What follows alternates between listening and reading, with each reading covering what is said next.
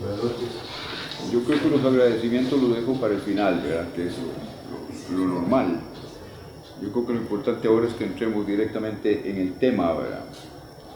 Y para mí, creo que lo que deberíamos hacer ahora no es tanto revisitar los acontecimientos de esa época, sino más bien, como lo mencionó el señor director de la Escuela de Economía, con los 35 años de perspectiva que tenemos desde entonces, preguntarnos por qué ocurrió lo que ocurrió, qué clase de medidas se tomaron para enfrentarlas, qué errores se cometieron, qué podemos aprender de lo que se hizo en esa época, si es que hemos aprendido algo. A veces pienso que no es así, ¿verdad?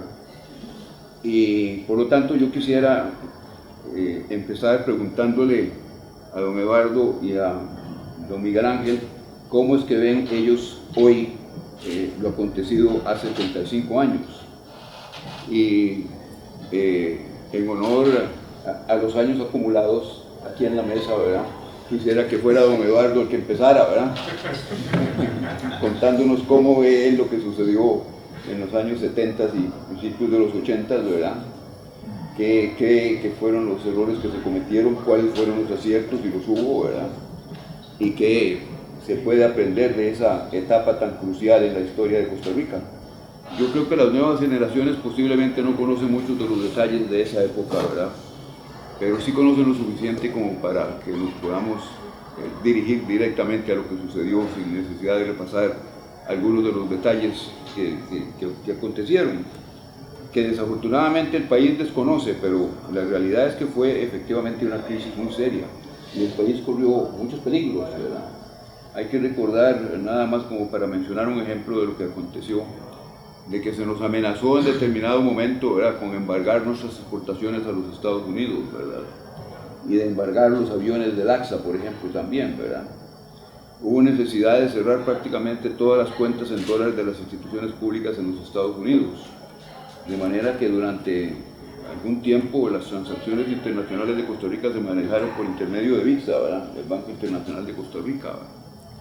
Todavía en el último año del gobierno de don Luis Alberto me tocó a mí ser embajador en Washington y recuerdo que el cheque que me enviaban en pago de mi sueldo era un cheque girado contra el Banco Internacional de Costa Rica, el cual yo tenía que depositar en un banco en Washington y esperar un mes hasta que el cheque fuera cambiado en el Banco Internacional de Costa Rica en Panamá. Esos son algunos detalles de la situación que aconteció en ese entonces, ¿verdad?, que tal vez las generaciones nuevas ignoran, ¿verdad? Pero no quiero alargarme sobre este tema porque, repito, me parece que lo más interesante es oír la opinión de don Miguel Ángel y de don Eduardo, que vivieron esa época y que fueron actores importantísimos de lo acontecido en esa época. ¿Cómo ven esa época entonces ahora? Don Eduardo, tiene usted la palabra. Muchas gracias. Primero, para sentirme lo complacido que estoy, dicen que medio siglo no es nada. No, nada. Un par de reflexiones para ir estableciendo el diálogo. Me parece importante recordar un par de cosas. La crisis petrolera del 73-74 nos golpeó bastante fuertemente, pero ahí pudimos salir adelante porque en el 76 y 77 los precios del café subieron de una manera realmente extraordinaria que nos permitió paliar los problemas que teníamos. Sin embargo, en la segunda crisis petrolera que vino, entonces ya ahí no hubo cosecha de café y se cometió el error de no utilizar la bonanza cafetalera para tratar de aumentar las inversiones nacionales, cambiar el modelo, como Miguel Ángel va a hablar un poco de eso, así no lo utilizamos simplemente para lo que se llama gasto corriente, de tal manera que cuando se presentó esa crisis no teníamos una mayor capacidad de producción, por así decirlo, y entonces tuvimos que recurrir al endeudamiento público, porque entonces tuvimos un déficit fiscal importante, y al endeudamiento externo, endeudamiento externo que fue fácil porque era la época de los petrodólares, entonces había una cantidad de dólares importantes, y era al principio relativamente fácil endeudarse, pero nos estábamos endeudando prácticamente para cubrir gastos ordinarios. Y claro, ahí se fue acumulando la deuda cuando ya era evidente que Costa Rica no podía pagar la deuda. Entonces ya comenzamos con la crisis realmente seria del 81-82, en donde las dificultades de pagar la deuda la dejamos de pagar un año antes que México.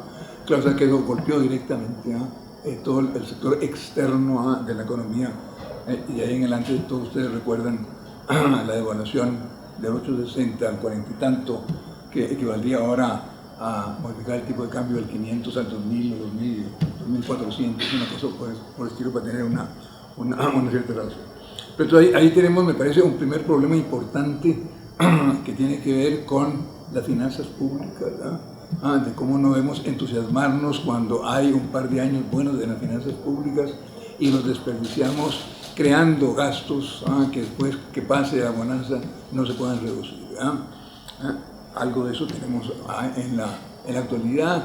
Tuvimos buenos años del 06 y 07, hasta un pequeño superávit fiscal tuvimos, pero desaprovechamos esa coyuntura porque comenzamos a crear empleo, que era necesario crearlo, pero no como lo creamos directamente planilla del Estado, que después cuando la situación se comenzó a complicar con la crisis en la cual todavía vivimos, no hubo posibilidad de traer las finanzas públicas, de reducir entonces el gasto público para equilibrar las finanzas públicas, y en parte estamos en ese problema.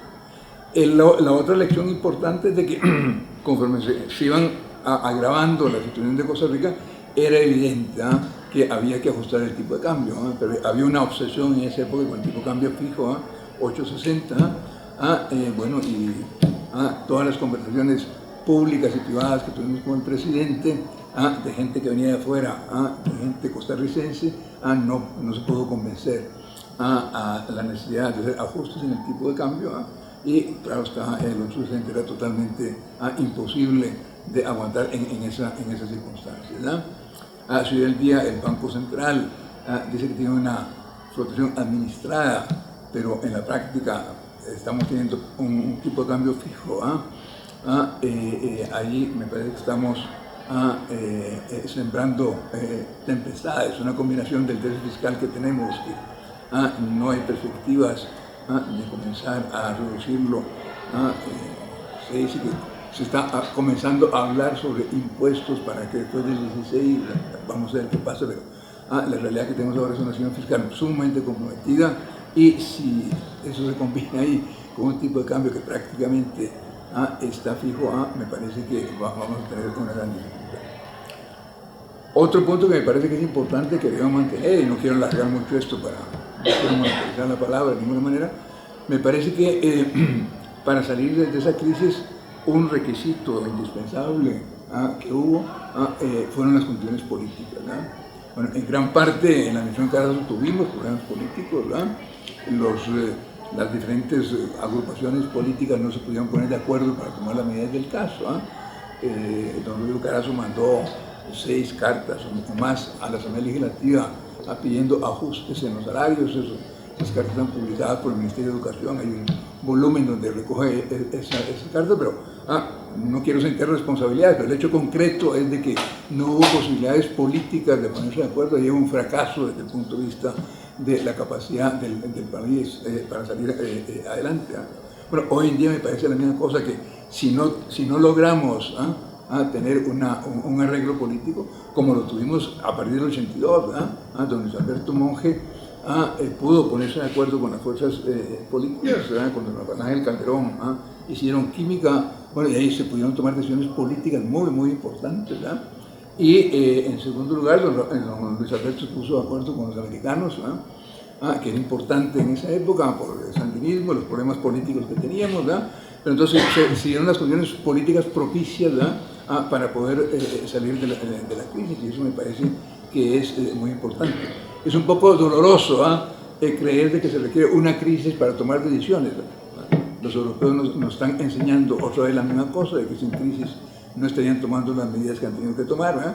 Pero yo me resisto porque es algo totalmente irracional. El costo social, político, económico que tiene una crisis como la que vimos el 81-82 sería tremenda para podernos mover. Sin embargo, y con eso quiero terminar, no sería extrañar que algunos grupos políticos del país se hagan la reflexión de que la crisis del 81-82 también establecieron las condiciones políticas propicias para poder hacer las reformas que se hicieron a partir de la administración de don Luis Alberto Monge. Bueno, ya alguien podría opinar si en esa oportunidad los que salieron ganando de la crisis fueron los neoliberales, puede ser que con una nueva crisis salga ganando alguna otra gente. Bueno, eso es una tentación que me preocupa. Hasta ahí quiero llegar para abrir fuego. Don Eduardo, don Miguel Ángel. Pues yo también quiero sumarme al aprecio por Federico y por su trabajo aquí en la escuela, y la alegría de poder compartir con él y el gusto de compartir con don Eduardo, que siempre es un privilegio para cualquiera que se interese en asuntos económicos y públicos en general de Costa Rica, poder intercambiar con Eduardo. Yo le viviré siempre agradecido de que haya aceptado ser presidente del Banco Central en un gobierno que no era de su partido, en una prueba de que se quería tener un Banco Central independiente y autónomo. Y fue una prueba muy exitosa, creo yo, para el país. Bueno, como Benjamín de este grupo, quinceañero, me tengo que acordar me acuerdo con mucha claridad de esa época. Yo estaba llegando a mis 40 años, era un empresario exitoso que daba clases en la universidad. También di las primeras clases en el 63, así que también tengo un largo recorrido con salidas y permisos múltiples de haber estado acá relacionado con esta escuela. Y esa fue una época en que tuve una participación activa, no en el campo de la negociación política, sino en el campo de la lucha de las ideas y en el campo de los planteamientos. Yo políticamente había sido parte del apoyo que le dábamos a don Miguel Barzuna, que había sido el candidato o el precandidato opositor a Carazo en la convención, de manera que no era del grupo de los electos, de los que llegaron al gobierno, pero sí había sido el negociador por parte de don Miguel durante un tiempo y había ayudado a la conformación de las fuerzas. Y don Rodrigo hizo la diferencia de llamarme al principio del gobierno y pedirnos la opinión a un grupo de personas que habíamos estado con él en la campaña, aunque no estábamos tan cercanos a su gobierno. Y tuvimos una serie de reuniones. El resultado de esas reuniones, en las cuales yo les planteé una reforma a fondo del país, fue que una determinada noche, como a las 9:30 de la noche, después de que yo había preparado unos documentos, entonces estábamos discutiendo y don Rodrigo había tenido que atender no se me puede olvidar, al Ejecutivo Municipal del Cantón de Mora por largo rato. Yo había seguido la conversación por demás, pues llegué a la conclusión de que no íbamos a llegar a nada, que Rodrigo no estaba interesado en hacer los cambios de norte, que él creía de buena fe, estoy convencido, que él podía sacar adelante la situación que había heredado. Esos años de cosecha de café fueron años en que el país empezó a tener déficit de cuenta corriente en el gobierno. O sea, ya en esos años se estaba endeudando el país en el 97, en el 96, 97. Lo había hecho en el 94, en el 74, 76, 77. Se estaba endeudando el gobierno central para gasto corriente, no era para inversión. Pero además, la otra parte muy importante es que el modelo que se había seguido de sustitución de importaciones, que es un personaje que no puede estar ausente de esta discusión, es el tema central de la discusión, había ya agotado sus fuerzas. Ese modelo evidentemente en los años 60, en principios de los 70, produjo una creación de una gran cantidad de empresas que vinieron a establecerse en el país, muchas con capital extranjero, otras con capital nacional, y que aprovechaban lo que se había inaugurado en el 59 con la Ley de Protección y Fomento Industrial y luego con la entrada en el año 62 al mercado común centroamericano, y que establecía las posibilidades de generar utilidades muy interesantes, produciendo bienes para el consumo local, con los cuales tenían aranceles sumamente altos, una protección efectiva, en la gran mayoría de los casos, superior al 100%, y que además tenían la ventaja de que no pagaban impuestos sobre la importación de materias primas. Además, las reinversiones que se hacían, y cuento esto porque me he dado cuenta en los últimos años dando clases en esta universidad, de que los muchachos de cuarto año no tienen la menor idea de la crisis de los 80. No hay conocimiento. Entonces me parece que es algo necesario de rescatar y de recordar las cosas, bueno, porque si no, el viejo dicho, ¿verdad? Si no, el riesgo que ya insinuaba don Eduardo de que podemos repetir la historia se hace más serio, de que lo podamos repetir, si no vamos a hacer buenas historias.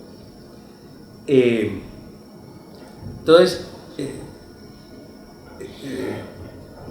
por eso estoy dando estos detalles, pero el tema es que era esto lo que hacía al mismo tiempo de un sistema bancario nacionalizado totalmente dirigido desde el Banco Central, con un programa que asignaba los recursos a las distintas actividades del país, diciendo a qué tasa de interés se prestaba para cada cosa, cuáles eran los avíos para cada cosa, cuáles eran las condiciones, por cuánto tiempo, que todo totalmente regulado centralizadamente por el Banco Central, en el programa crediticio que se hacía con los famosos topes de cartera, y en el cual habían tasas de interés totalmente comprimidas, que hacían que no estuviéramos generando el ahorro interno necesario, porque no había estímulo para la creación de ahorro, pero además le estábamos poniendo una serie de subsidios al capital y de costos al trabajo. Si yo tenía ganancias y las reinvertía en capital fijo, no pagaba impuestos de renta. Pero eso era invertir en equipo y en instalaciones. Pero la planilla, hemos tenido y seguimos teniendo una planilla con mucha carga fiscal sobre ella. Entonces había una distorsión no solo entre producir para el mercado interno y producir para el mercado externo, sino con qué tecnología producir. Y eso nos llevaba adicionalmente a una situación en la cual teníamos un costo muy alto comparado con el sector tradicional por generación de empleo. O sea, la inversión, el capital necesario para generar un empleo en la industria manufacturera que se estaba desarrollando era 4, 5, 6 veces más alta que la que se necesitaba en el sector agrícola de exportación para generar un empleo adicional. Y eso, por supuesto, nos fue conduciendo a una economía dual, todos conocemos ese fenómeno, pero además nos fue colocando en una situación en la cual nos fuimos haciendo, con una idea de independizarnos del mercado externo y de ser autosuficientes, nos fuimos haciendo cada vez más dependientes del mercado externo. Y nos fuimos haciéndose cada vez más dependientes del mercado externo porque dependíamos de las importaciones de materias primas con las cuales se ensamblaban aquí productos.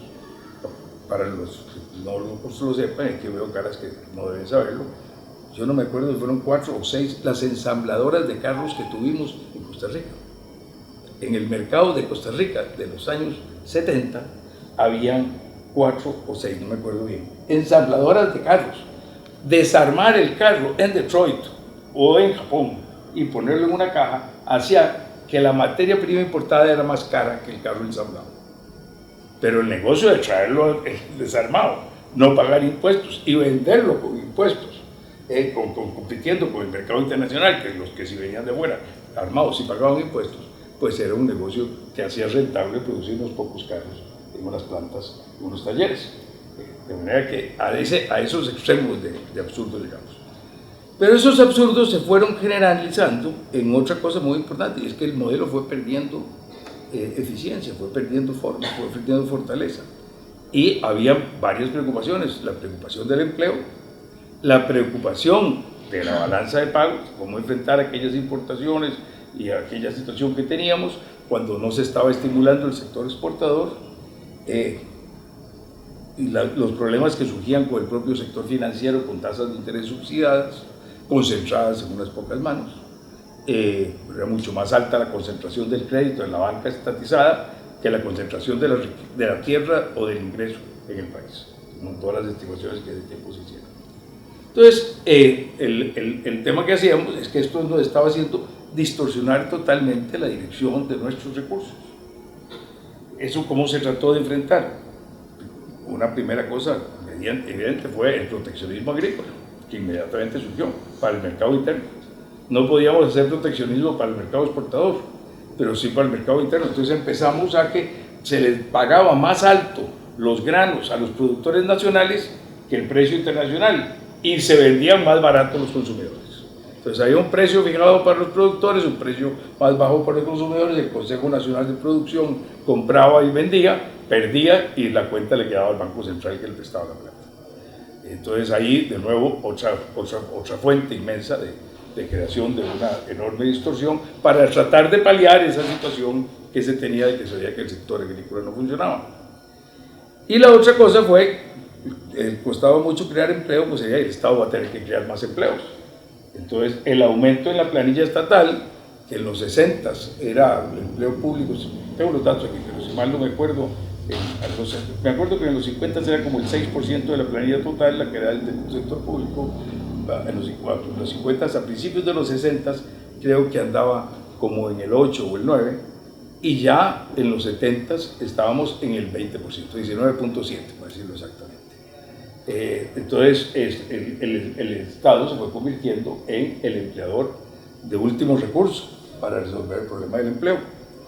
Y claro, eso lo hacía tener que necesitar más recursos, pero como habíamos entrado al mercado común, se habían desaparecido los impuestos arancelarios de una buena cantidad de cosas. Ya no se importaban los bienes terminados, se importaban las materias primas, pero esas no pagaban impuestos. Entonces, si uno ve la tarifa que se pagaba en ese tiempo, uno dice, pues aquí no había protección, si la tarifa promedio de las importaciones es el 12%, el 14%. Sí, pues que nada, que la mayor parte de las cosas que se importaban, entraban sin pagar impuestos. Pero el que se ganaba esa diferencia era el empresario que las traía como materias primas para incorporarlas a su bien y tener una enorme protección efectiva. Entonces eso fue creando un déficit fiscal que se fue haciendo inmanejable. En el gobierno de José Joaquín logramos, a mucha honra, un trabajo de un equipo muy bueno, la dirección de José Joaquín, se logró que el gasto creciera menos en el gobierno de los 4 años que los ingresos, pero eso ya no se dio en los 2 siguientes gobiernos. Ahí los ingresos empezaron a crecer mucho más bajo que los gastos. Había cambios también de fondo en los modelos que estaban operando en esto, y esto que he señalado del empleo, y esto que he señalado del ingreso. Entonces, cuando entró don Rodrigo, con esta situación, con estas realidades, con un déficit fiscal que ya venía 2 años de estar en cuenta corriente, que andaba por el orden del 6%, pero que ya para el año 79, si tomamos en cuenta otra cosa que la que tengo que hablar ahorita, perdónenme, como va a ser un poquitico más para terminar de redondear esta visión de conjunto, ya en el sector público no financiero, el déficit era del 14 y del 15%, en los años 79-80, porque estaban las pérdidas de todas las instituciones autónomas, que no habían podido ajustar tarifas o que no las habían dejado ajustar tarifas, y que tenían el crecimiento de una inflación que empezó a ser más alta, y tasas de interés elevadísimas en el extranjero, que fue otro tema que nos afectó mucho, que fue la época de que, con esa época de la inflación con recesión que vivió el mundo desarrollado, eran tasas de interés altísimas en el extranjero que nos afectaban también mucho las deudas que ya teníamos. Entonces, la otra medida a la que se recurrió para tratar de darle dinamismo a la cosa fue dos medidas más, fue tanto al Estado regulador directo, planificador de la actividad económica. Les voy a dar algunos ejemplos porque vean de lo que estoy hablando, porque la gente no nos acordamos de esas cosas. Yo los viví en carne propia. En este caso voy a dar un ejemplo en el que yo era empresario. El Estado regulador llegó a tales extremos que la planta empacadora con la que yo trabajaba en Liberia producía cuero. Entonces primero nos prohibieron exportar cueros, hay que dejar los cueros aquí para que se procesaran en el país. Entonces en lugar de poderlos vender al precio internacional, había que venderlos al precio que se vendía aquí. Entonces resultó que algunas plantas de tenería compraban por mejores precios. Entonces nos fijaron cuántos cueros por día le teníamos que vender a quién. Entonces no solo habían 250, 800 artículos con precios fijos, sino que habían imposiciones que le determinaban a una empresa, claro, no habían salas cuartas ni cosas de ese estilo, ¿verdad? Que le determinaban a una empresa a quién tenía que venderle su producción, en qué cantidades, para de esa manera suplir la industria con la materia prima. Bueno, esa fue otra de las cosas que empezó a acabar de amarrar la cosa, pero ahí no se acabó el tema. Como no había suficiente dinamismo, pues había que el Estado poner el dinamismo. Entonces nos fuimos al Estado empresario y se creó CODESA. Y se crearon un montón de empresas, todas perdieron plata, ninguna funcionó. Todas se vendieron. La pérdida, 273 millones de dólares. La pérdida final de CODESA, de la cual FINTRA pagó como 140, o sea, el gobierno de Estados Unidos, a través de una organización que hicieron acá, que participó en la liquidación de esto y asumió. El otro lo perdió el país. Eso significa el 7% del PIB de 1979, el 7%. Entonces, todo esto llegaba a que yo no podía seguir. Entonces, don Rodrigo, pues yo lo que le propuse, esto no puede seguir así. El Colón no vale eso. Para cualquier secretaria de segundo nivel, no la secretaria del gerente, la secretaria de segundo nivel en una empresa se iba 2 veces de vacaciones a Miami. Lo único barato que había en Costa Rica eran los dólares. Era evidente en ese momento que había un desbalance completo en el precio de la divisa. Entonces era muy lindo vivir así. Si uno lo puede mantener, lo mejor del mundo, pues guarde cambiarlo. Pero lo cierto es que esas cosas sí, después no se pueden mantener. Entonces yo lo que le pedí al presidente, mire, aquí hay 3 caminos. Uno, no hacer nada, tratar de manejar la situación. Me temo que le va a estallar. Me temo que se le va a venir una crisis muy fuerte. No veo cómo esto pueda perdurar. Y le di una serie de información que luego se publicó, les di unas conferencias en varias cámaras, se publicó un folletito de ANFE en el año 79 y promovimos a raíz de eso también un debate de varios seminarios. Don Eduardo Lizano participó en varios de ellos, varios seminarios, en una mesa redonda que publicamos como el modelo económico costarricense en ANFE. Entonces, esto requiere, eso es lo que nos va a llevar es a un empobrecimiento. Aquí hablamos del empobrecimiento a que esto nos iba a llevar. Yo creo que nos quedamos muy cortos de lo que yo pensaba que iba a ser la crisis, fue mucho peor. Pasamos, para poner una cifra que lo dice todo, pasamos más o menos de un 20%, con todas las limitaciones de estos estimados, de un 20% de pobreza a más de un 50% de pobreza, del 80 al 84. Yo creo que no se necesita decir más cosas para demostrar lo que era. La gente hacía colas de horas para comprar arroz y frijoles en los estancos. Porque evidentemente, y por supuesto, como en toda buena crisis, no había papel higiénico. No hay una crisis que se valga su nombre, sino si tiene papel higiénico. Entonces, esas circunstancias las vivimos. ¿Qué le proponía? Bueno, se necesita irnos a un arancel bajo, único, y eliminar todo el sistema proteccionista. Dar un plazo a las empresas, dar 2 o 3 años, conseguir créditos internacionales y dar 2 o 3 años de subsidios a las empresas que van a entrar en procesos de liquidación o de pérdidas para que puedan acomodarse a las nuevas circunstancias. Hacer que no hayan exenciones en el pago de los impuestos. Eliminar los CATs, que ya entonces existían, no tener un sistema de privilegios a la exportación tampoco, sino que irnos a un sistema neutro, ir a un tipo de cambio neutro, establecer tasas de interés en los bancos que fueran de mercado y que cubrieran el costo del ahorro para que generáramos más ahorro en el país y pudiéramos tener un chance de salir adelante de una manera más eficiente. Cambio de impuestos, bajar la tasa máxima de impuesto de renta, que era muy alta, y generalizar los impuestos cambiar el impuesto de ventas hacia un impuesto de mayor valor agregado y eliminar los impuestos a las exportaciones, lo que vinimos a hacer en el año 99 finalmente. Fue una de las promesas que al final un día pude cumplir.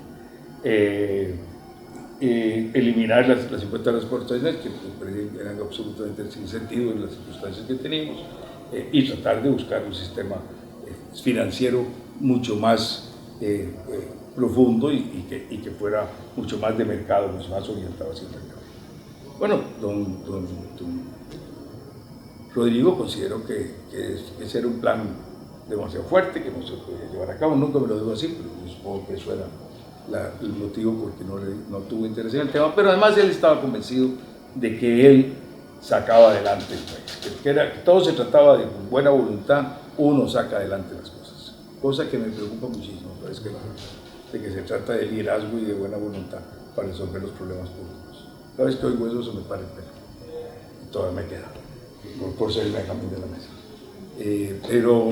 Pero lo cierto es que esa es una cosa muy peligrosa. La buena voluntad no resuelve las cosas. Los problemas se resuelven con soluciones, y las soluciones se construyen partiendo de qué es lo que causa el problema y qué son las medidas que se pueden tomar para resolverlo. Y puede haber distintas maneras de enfocar las cosas y puede haber distintas propuestas. Pero si no hay propuestas, más que la buena voluntad de que yo voy a poder resolver las cosas, el problema que tenemos es muy serio.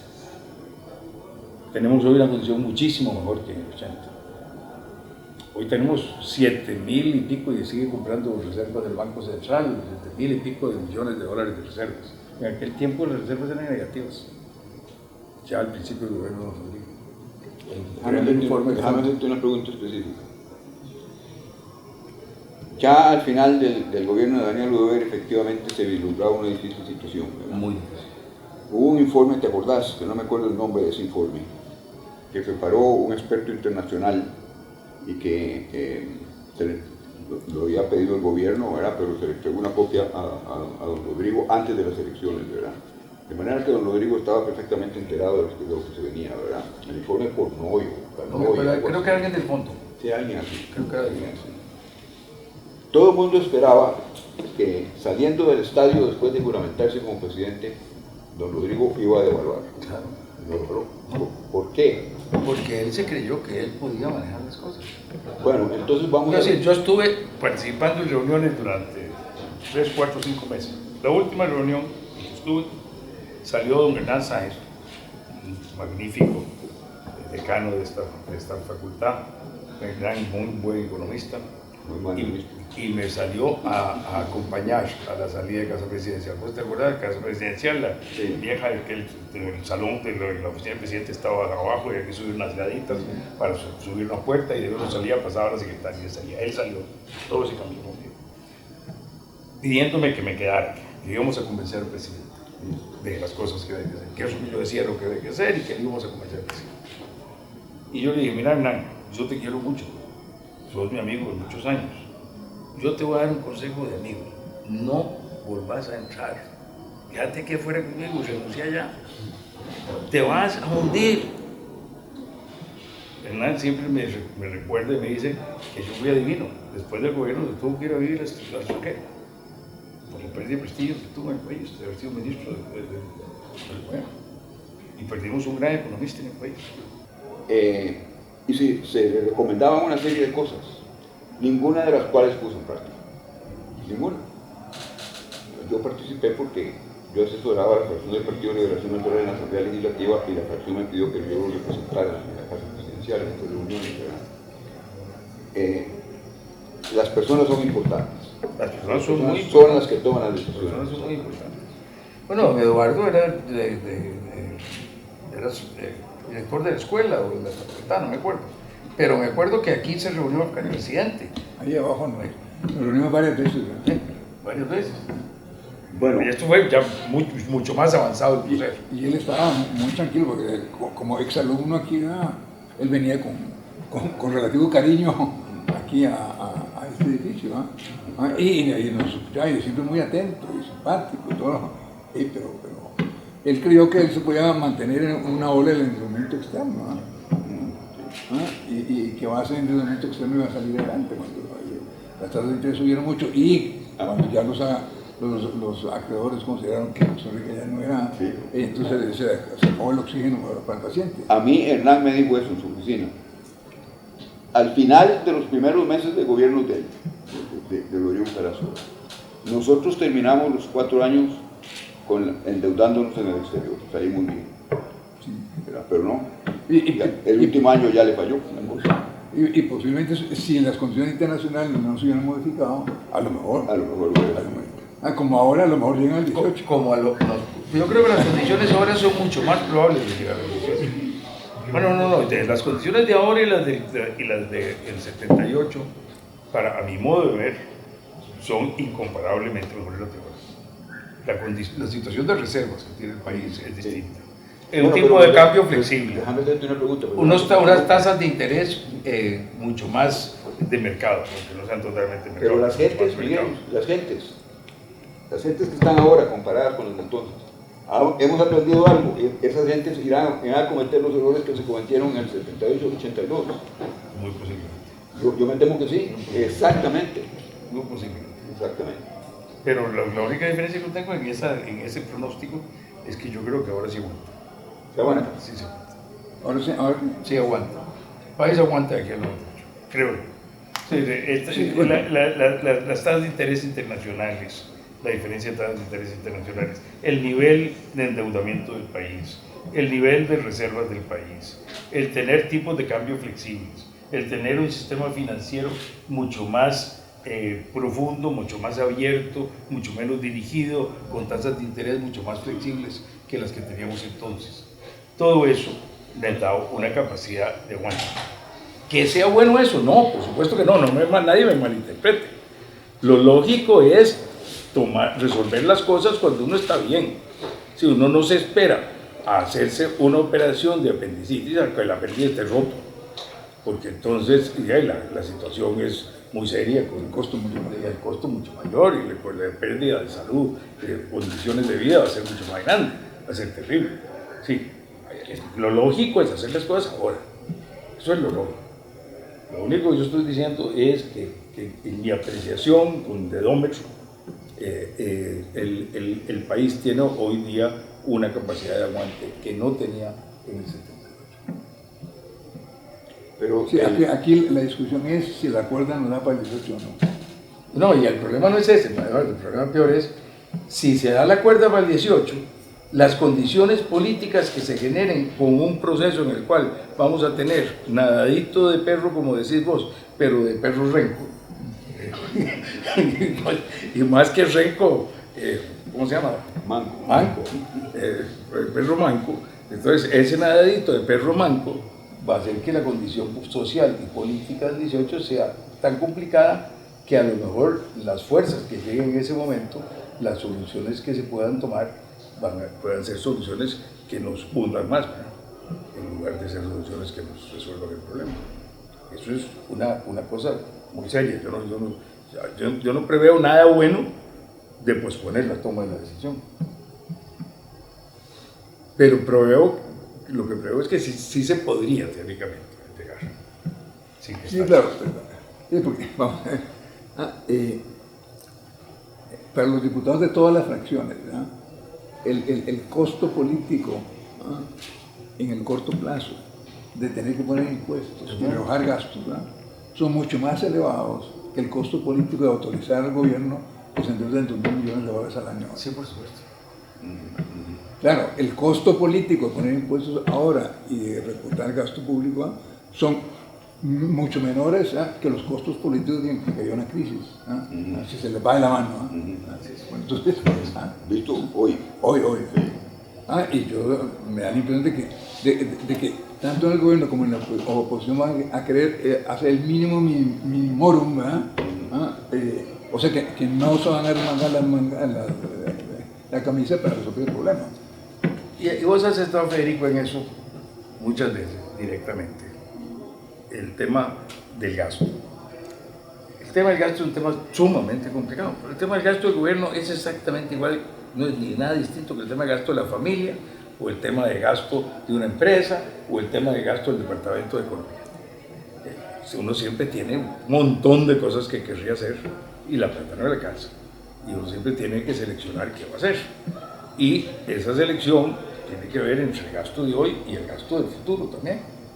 Entonces tiene que ver con ahorro y con inversión y con todas esas cosas. En ese tema del gasto, la única manera de controlar el gasto es controlarlo todos los días. Si el gasto no se controla con una varita mágica un día, se controla todos los días poniendo medidas, restricciones. ¿Qué pasó en la caja en el periodo 2007, 2008, 2009? Se descojonó las finanzas. Que le quitaron todas las restricciones a cuánta gente podía pensionar o incapacitar a un médico, por ejemplo. Entonces las incapacidades se multiplicaron por 3 o por 4. Cuando el control de las cosas chiquitas, menudas, no se hace todos los días, al final de mes lo que hay es un gran hueco. Y si eso no se hace por mucho tiempo, el hueco es enorme. Entonces, eso requiere un trabajo de todos los días y un compromiso verdadero de alguien que esté ahí haciéndolo. Y ese alguien tiene que estar con todo el apoyo del presidente. Si no, eso no se hace. Porque si no, el presidente le dice a cada ministro, sí, ese proyecto lindísimo, me encanta, va a ser popularísimo, vamos a salir en los periódicos, vamos a tomar los fotos, buenísimo. Entonces, planteémoslo y gastémoslo. Eso es la presión de todos los días, pero hay que tener una medida de verdad de restricción. Me acuerdo, José Joaquín Trejos era inflexible en el sentido de que cuánto podía crecer o no crecer el gasto, punto. Y si no se iba más de ahí, y no importaba qué tuviera que sacrificar, pero se sacrificaba porque no se podía, y él tenía un claro concepto, y por eso logró que en esos 4 años los ingresos crecieran mucho más que los gastos. Bueno, permíteme hacerles una pregunta. El gobierno se ha plantado bastante en esto de las convenciones colectivas, ¿verdad? Y dice que las va a negar todas. Eso podría provocar una serie de huelgas en todas esas instituciones, ¿verdad? Lo que desde luego traería graves problemas al país, ¿verdad? ¿Ustedes ven esa posibilidad de que algo así suceda? De que el gobierno se mantenga en esa posición tan firme y que por lo tanto haya disturbios de carácter social. Bueno, vamos a ver. A mí me parece que ahí el gobierno tiene un margen, ¿no? Un margen primero porque algunas de las convenciones son tan exageradas, ¿no? Que yo creo que van a aceptar algunos ajustes. Eso va a depender de cuánto lo que se quiere ajustar. Y además el presidente puede usar ahí la zanahoria y el garrote, dar garrote por un lado, pero puede ajustar salarios por otro lado. Y se va en eso. Sí, supongo que la Universidad de Costa Rica, en vez de ser ajustes anuales del 5%, los puede hacer de 3%, como contribución de la universidad al proceso. Bueno, pero se acaban de regalar 50.000 millones de colones. Bueno, entonces, ahí lo que hay que hacer es netear, para ver cómo va a ir quedando la cosa. Ahora, lo que sí es verdad es de que si este es un gobierno de izquierda, es un gobierno que puede hacer mucho más en esos campos que uno de derecha. Sí, Felipe González siempre decía, la reforma, quienes cerramos los astilleros españoles, Acero y todo, fui yo, porque yo soy socialista y ellos creían en lo que yo les decía, los de derecha no pudieran hacer esas cosas. Pero no sé si se va a aprovechar esa oportunidad o no, porque claro, ahí hay, hablando de gasto, hay un margen en condiciones colectivas que es importante. No es la única solución, ni con eso se va a resolver el problema. Bueno, pero a pellizco se mata un burro, eso habría que ponerlo dentro del cuadro. Claro está que yo como líder sindical, lo que voy a decir, bueno, mire, el 15 o el 18% de la población económicamente activa, no vivimos desde el mercado, no vivimos desde el gobierno. Bueno, y tenemos esta cantidad de cosas. Usted lo que me está planteando es que yo deje esto, y el señor que está enfrente, ¿qué va a dejar? ¿O a cambio de qué? Bueno, esa negociación política no es tan fácil, porque lo que los sindicalistas le van a decir a los empresarios, bueno, ¿usted qué va a dar? Estoy dispuesto a ceder en algo, bueno, pero ustedes, ¿Se están realizando negociaciones en ese sentido? Sí están realizando. El gobierno ha establecido unas mesas en que sindicatos y empresarios están participando. Bueno, tienen una de energía, pero ya mucho antes de que resolviera, ya el ministro de la Presidencia dijo, los resultados de lo que tiene que ser esa mesa. Pero siguen reuniéndose. Por lo menos esa también sigue reuniéndose. Yo creo que yo creo mucho lo que dice Eduardo. Si algún gobierno tiene capacidad para hacer algo en ese campo es este. Comparado con cualquiera de los anteriores gobiernos, este tiene más capacidad que cualquier otro.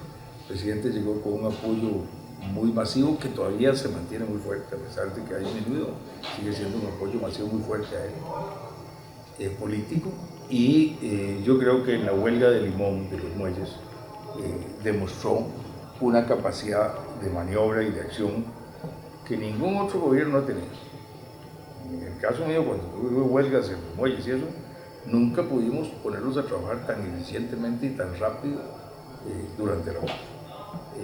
De manera que yo siento que ellos han mostrado una capacidad de reacción realmente importante y una muy buena organización. Hoy tenemos un sistema policial en Costa Rica mucho mejor que los que hemos tenido nunca en la historia. Esa es una de las instituciones que más ha mejorado del 98 para acá. Hubo un aumento por primera vez en 25 años, en el 98, por primera vez un aumento de personal. Desde el 98 al 2002 aumentamos como un 20% y ahora el gobierno pasado lo volvió a aumentar en otro 20%. Y no solo se ha aumentado el personal, sino que tienen más capacitación y tienen además mejor dotación, mucho mejor equipamiento. Entonces es una fuerza mucho más capaz de enfrentar ese tipo de cosas que la que nunca hemos tenido en el pasado. Y demostraron que lo pueden hacer. De manera que yo le veo que tienen un chance de poderlo hacer. Y creo que si no hacen eso, no van a tener ninguna información. Porque el argumento que daba don Eduardo tiene exactamente el reverso. Sí, el otro resto, el 80 y pico % va a decir, bueno, y a nosotros van a poner impuestos, y esto y esto. ¿Y qué va a hacer el gobierno con el gasto? O sea que va a ser el otro 15 o 18%. Y eso es algo que hasta ahora el gobierno, yo creo que cometió un error político muy serio en el manejo del presupuesto. Yo no entiendo quiénes lo aconsejaron o cómo lo aconsejaron. ¿Cómo no aceptaron la disminución que fuera? Y después con un extraordinario los huecos que se tienen que llenar se llenan. Y un extraordinario tiene un plazo en que tiene que ser aprobado. Ya no es el tiempo de hace cuando eras ministro que te podían durar un extraordinario toda la vida. Después, desde los 80s, se fue cambiando y ya hay un proceso y hay un tiempo para aprobar el presupuesto. De manera que ahí, frente a una necesidad real, los diputados no se pueden oponer a darlo. De manera que es un manejo político tan torpe que yo no lo puedo entender. Pelearse con sus propios diputados, pelearse con los diputados de los otros partidos y aparecer como Gastón, dar un instructivo de que tienen que gastar y ejecutar el presupuesto. Es que la obsesión era derrotar a Otón, ¿no? Sí, pero es que esa obsesión no sirve. Esas obsesiones esas guerrillas no te producen resultados de ganancia de la guerra, ¿no? Bueno, ¿Puedo decirte hoy una cosa? sí, claro. Es que nos hemos concentrado exclusivamente en el sector público, ¿ah? Pero a mí me parece de que otras posibles fuentes de problemas que tenemos, ¿verdad? Es el Banco Central y el sistema financiero, y que lo peor que podríamos tener ahora es tener trascuernos palos, ¿verdad? Ya tenemos un problema fiscal muy complicado. Sí. Entonces ahora hay que redoblar, y la precaución que tenemos que tener en el Banco Central y en la superintendencia, ¿verdad? Para evitar ahí un problema financiero, eso es clave. Bueno, entonces ahí es donde me parece que todo lo que se refiere, por un lado, a la política cambiaria, a mí me parece que bueno, yo no tengo ningún poder de mando ahora, pero ahora con la disminución del precio del petróleo, sin causar problemas inflacionarios, es cuando se debería ajustar el tipo de cambio nominal. El tipo de cambio real lo hemos dejado muy atrás. Eso. Y en cuanto a las reservas, yo las aumentaría más, pero con el claro convencimiento de que esas reservas sirven y son suficientes en condiciones relativamente normales. Pero si tenemos aquí una corrida y la gente comienza a usar los colones de sus cuentas corrientes para comprar dólares, evidentemente no alcanza. Entonces, digamos, para una cosa normal, 7.000, 8.000 millones de dólares me parece que eso funciona. Pero el peligro está de que, de nuevo, que esto se nos vaya al mar. Y lo otro es toda la regulación macroprudencial, que el Banco Central y el CONACYT están comenzando a poner. En eso habrá que redoblar esfuerzos, ¿verdad? Porque lo que menos queremos es de que el endeudamiento externo, los bancos comerciales, en un momento tenga un problema. Esos dos flancos, me parece, y que esos no dependen tanto de la Asamblea Legislativa como depende en buena parte el fiscal, ¿verdad? Bueno, y ahí la gente que está, yo tengo confianza en ellos, lo que hago yo es de apoyarlos, ponerles banderillas constantemente para que vayan en esa dirección. Pero me parece que ahí todo lo que está muy bien, tratar de evitar la volatilidad del tipo de cambio nominal excesiva, estamos de acuerdo. Pero por otro lado, tener una volatilidad como la que tenemos ahora, que es prácticamente un tipo de cambio fijo, ahí me parece que estamos cosechando tempestades. Sembrando. Ojalá no las cosechemos. Yo quisiera agregar sobre eso una cosa, sobre la cual simplemente levanto una bandera que puede ser totalmente falsa, porque no tengo datos. No me gusta hablar así, pero uno de los problemas más serios que se tuvo en el 78 era el endeudamiento del gobierno con el sistema bancario, directamente a través de las instituciones públicas. Eso fue una de las causas más complicadas de los problemas. No solo el Consejo de Producción, sino CODESA y el Consejo de Producción directamente del Banco Central sacaban la plata, ni siquiera a través de los bancos comerciales, pero además los bancos comerciales aumentaron muchísimo en ese periodo el crecimiento del crédito del sector público, que hizo que el crédito al sector privado fuera bajando en proporción y fuera menos significativo. Y eso fue una parte importante de todo lo que obligó al estallido del problema. A mí me preocupa cómo andar eso. Yo simplemente les digo, no tengo datos, no me he puesto a estudiar el tema, pero ayer y hoy que he estado pensando en esto y viendo datos del pasado, me ha surgido la duda de que es bueno, don Eduardo, que usted que estudie esas cosas, se meta en la parte monetaria y crediticia, a ver si no se está dando algún sistema en que el endeudamiento que hemos tratado de cerrar, de que el gobierno no se financiara con un sistema bancario, con el Banco Central, pueda estar renaciendo. Sí, ahí lo que a mí me preocupa que se está dando. Lo que viene dentro, sobre todo los bancos estatales, que son ellos los que en sus activos a lo mejor tienen una cantidad de bonos del gobierno muy considerable. El banco, pero sobre todo las superintendencias, en este caso, las que deberían intervenir. Y el endeudamiento. Yo no digo que esté ocurriendo, no. Nada más que me preocupa que pueda estar ocurriendo. El otro tema que me parece que hay que meterlo es que, a diferencia también del gobierno de Carazo, en este caso, en contra de lo actual, cuando el gobierno de Carazo, tenemos una Costa Rica sobre equipada en infraestructura. Una Costa Rica que tenía una infraestructura años luz de la del resto de Centroamérica, en carreteras, en energía, en todo. Puertos, se invirtió mucho en aquella época. Y se siguió invirtiendo.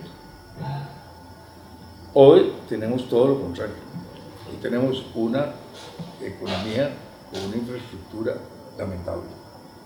Y eso hace la crisis más seria porque esto nos está poniendo un costo en la productividad muy alto. Yo me temo que eso es una cosa muy seria. Un segundo problema. En aquella época veníamos con un proceso educativo que había estado permanentemente en crecimiento en la matrícula en secundaria.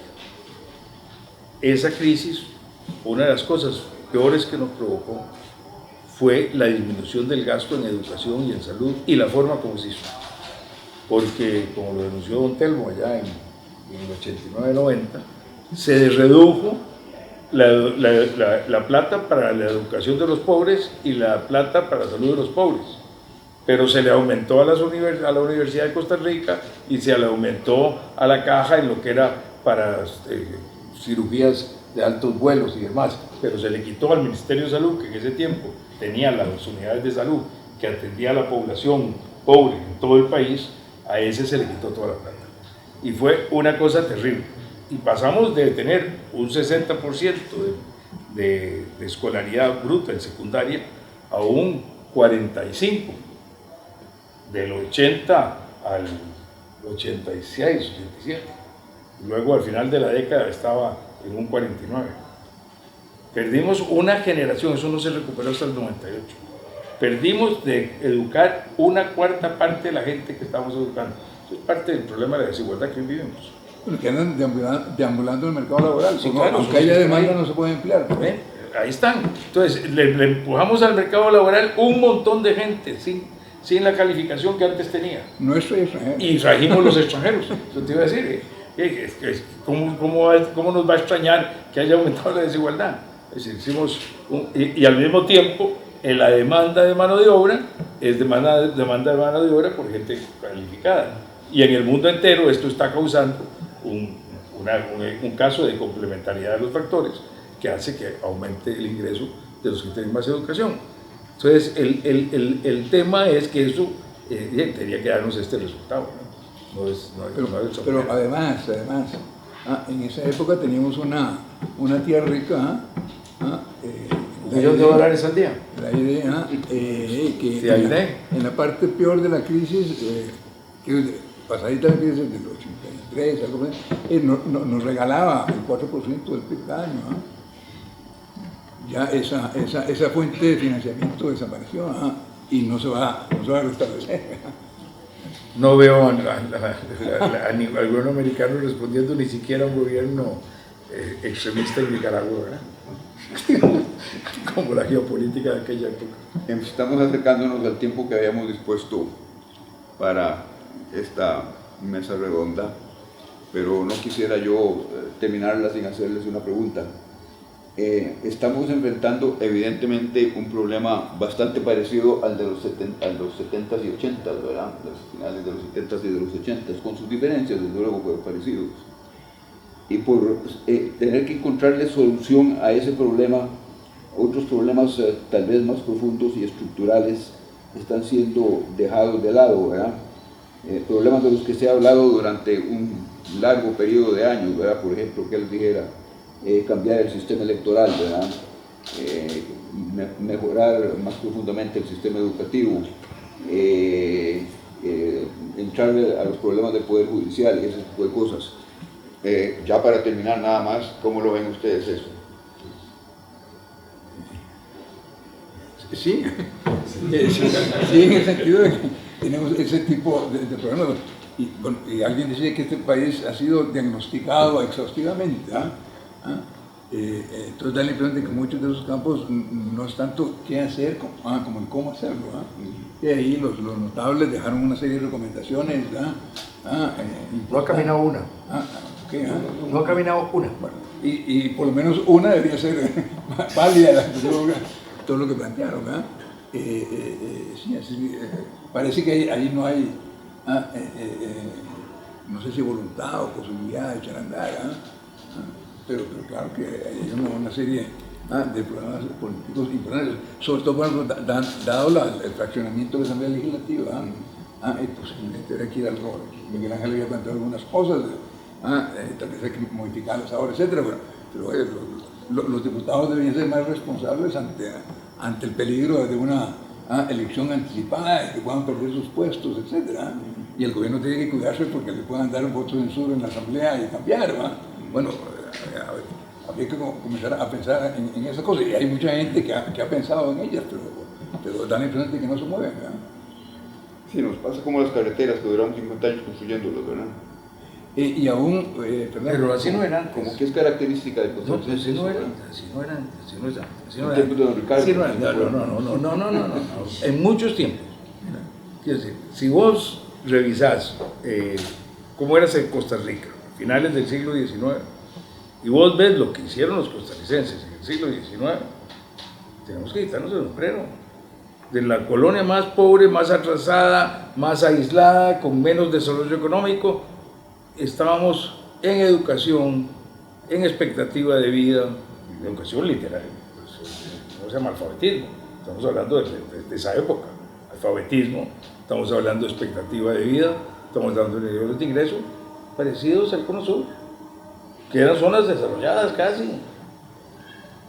Y si nos vemos al siglo XX, entre el gobierno de Mario Echandi y el gobierno de Rodrigo Carazo, todos los gobiernos en el medio, el plan de obras públicas de Espíritu Santo Salas se construyó y fue un plan que nos hizo tener las mejores carreteras probablemente en relación al país de toda América Latina en ese tiempo. Y pusimos, el ICE nos hizo avanzar cuánto en electricidad y cuánto avanzamos en agua potable en todo ese periodo. O sea, hemos tenido tiempo en que hemos podido hacer cosas. Yo soy optimista, yo creo que podemos hacer cosas. Y yo creo que no deberíamos ver el tema actual como un tema simplemente de estabilidad, que me preocupa que lo que hemos hablado hoy en cuanto a lo actual es solo de la estabilidad. Yo creo que tenemos que verlo como un tema de cambio estructural. Igual que en el 70 no se podía pensar en resolver el problema simplemente con unos impuestos nuevos y cambiando el gasto del gobierno, sino que se necesitaba hacer una transformación del aparato productivo. Hoy tenemos que entrar a lo mismo, tenemos que entrar a ver por qué, si en los 90 el estudio de Edgar y de Ronulfo, este otro muchacho, sobre la división de la productividad total de los factores en Costa Rica, si uno ve la década de los 90 y la primera década de este siglo, en la década de los 90 el aumento en la productividad justificaba tanto en el crecimiento de la producción como el aumento de los factores. En esta última década es una quinta parte. O sea, estamos haciéndonos cada vez menos productivos. Eso es parte de este crecimiento nuestro con respecto al resto del mundo. Estamos siendo cada vez menos productivos. Si nosotros no le entramos a eso a fondo, no vamos a poder resolver la cosa. Y eso tiene que ver con cosas muy complicadas, tiene que ver con el sistema educativo. Hoy viene otra nueva noticia, todos los días nos dan una noticia de cómo nos estamos quedando atrás en la calidad de la educación. Pues que seguimos contratando maestros que no saben resolver los problemas de bachillerato, y son los que contratamos. Y la Sala Constitucional dijo que hay que hacerles una prueba de contenido, pero la pospuso para el año 17. Entonces, mientras tanto, seguimos contratando gente que sale de universidades con un título sin saber resolver los temas de un problema de un bachillerato. Así no vamos a salir. Entonces yo creo que tenemos que entrarle a todos estos problemas en serio durante la discusión de esto. No podemos dejar que la discusión de la estabilidad nos quite el discutir la eficiencia de los programas sociales, la eficiencia de los servicios públicos, cómo vamos a resolver el tema de la infraestructura, cómo vamos a resolver el tema de la calidad de la educación, cómo vamos a seguir enfrentando el mejor sector que tenemos, que sigue siendo el de salud, pero cómo vamos a enfrentar los grandes retos que tiene por delante. Me parece que es algo que no podemos dejar de lado. Perdón, yo sé que esto hace que la cosa es muy complicada y muy grande, ¿no? Pero si solo entramos a lo de estabilidad, me temo que es simplemente una inyeccióncita de un energizante al paciente. Condición necesaria, pero no suficiente. Sí. Creo que podemos ya dar por terminada la sesión, ¿verdad? Agradecerle desde luego a don Miguel Ángel y a don Eduardo que hayan accedido a estar aquí con nosotros. Creo que ha sido muy útil, muy instructiva toda la sesión, ¿verdad? Nos deja muchas inquietudes desde luego, ¿verdad? A ver cómo corregimos todos esos problemas que ellos mencionan, y particularmente la actitud de los costarricenses ante los problemas, ¿verdad? Que es un poco como meterlos debajo de la alfombra, ¿verdad?